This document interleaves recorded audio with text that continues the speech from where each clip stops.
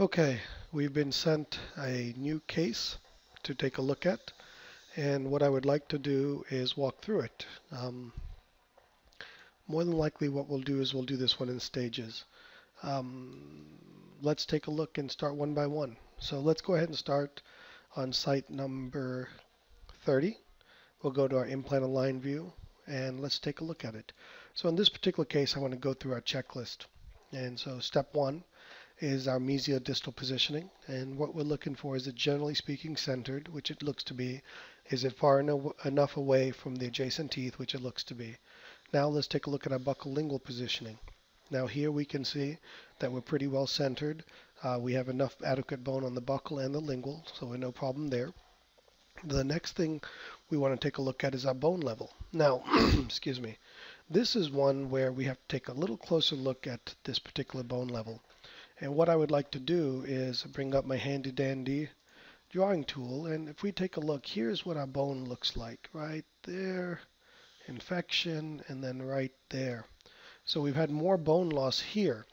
So when planning this, what I want to use in my planning perspective is this level for my bone, right about there.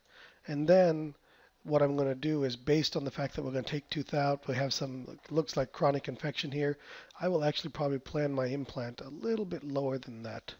It's probably somewhere in this ballpark. Probably expect about 1 millimeter, maybe even a millimeter and a half of bone loss in this particular case.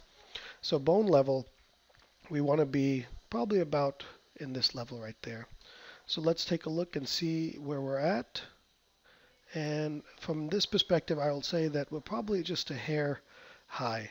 And as we go around, I know we're a little ahead of ourselves here, but I can see a little more clearly right here that this may be an area that we're going to have a little bit of trouble with in terms of bone height.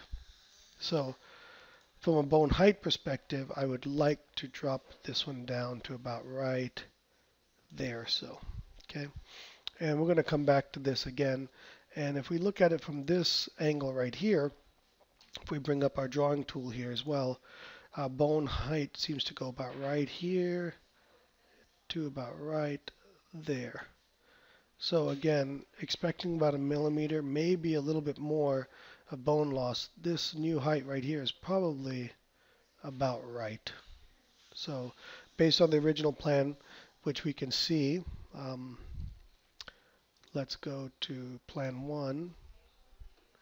We can see that we were definitely a little bit higher than we would like to be. So plan 2, which is the one I'm working on here, we can see there. Now I think this will also be a good time to take a look at the width of our implant. Now the good news is we have plenty of height here. We can point out that our nerve is just a bit off, and we can go to the nerve tab and find the white dot and just drag that over. But the good news in this particular case that that level of detail accuracy isn't necessary. I would like to go to a wider implant.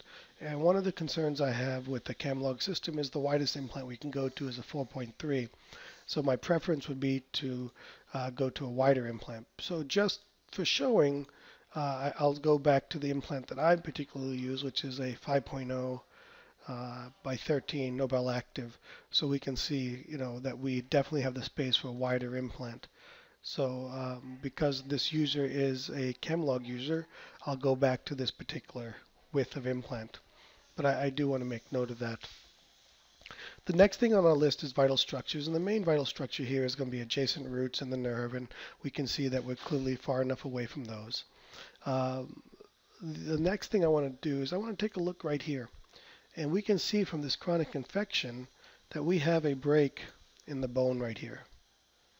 So we can see that the bone actually does kind of that right as well, more like right there, and then along these lines right there.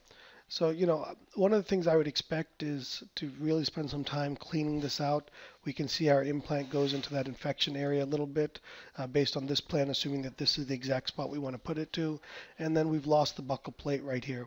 So this is an area that I would intend and expect to have to graft and probably and possibly use a membrane in that particular area and definitely spend some time cleaning that out. So that's something to take a look at there. Now, our next point is to look at the occlusal table. and we can see here that the implant looks to be dead center in the tooth and pretty close to dead center. You know, one of the things I'm critical about is whether or not our central grooves are designed properly. So let me show you how I could double check that in this particular case. I would come here, come to this level right here, and we can see that if we drew a line, our central groove right there, pretty much accurate there. So we can use this as our central groove line. So I would say that we want to go ahead and be more along those lines. Now, for example, if our central groove was maybe to the lingual and we didn't take the time in our planning, or if that cusp is too far out, which is possible, we want to bring that in. And looking at it right here, we can see that actually it may be a little farther out, and we know that implant restoration should be a little less wide. So this may be a pretty close area that where we want to keep it, where it's already planned, instead of moving it back to the new central groove. The next thing is our occlusal plane. Now this is where I see often mistakes, and as many people do, this is an area where there's a mistake here as well.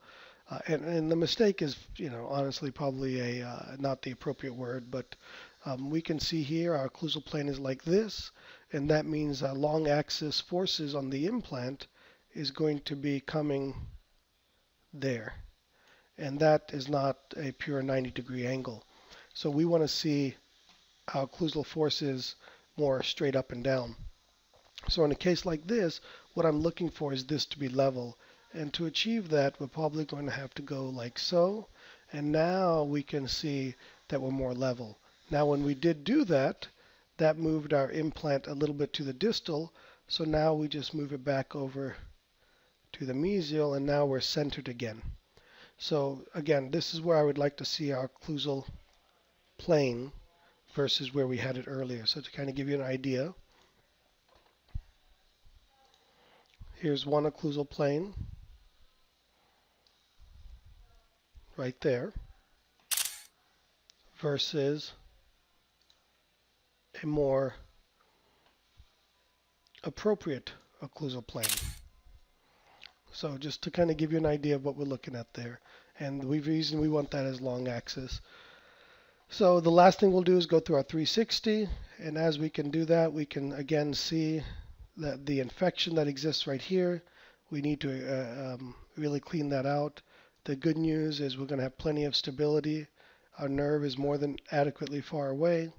So other than basically in this particular case, bone level and our occlusal plane, and that occlusal plane left to the occlusal table, you know, other than that, we're pretty good shape. One of the other things I do like to do is just take a look from this angle, and you can see how this implant's coming straight in and out.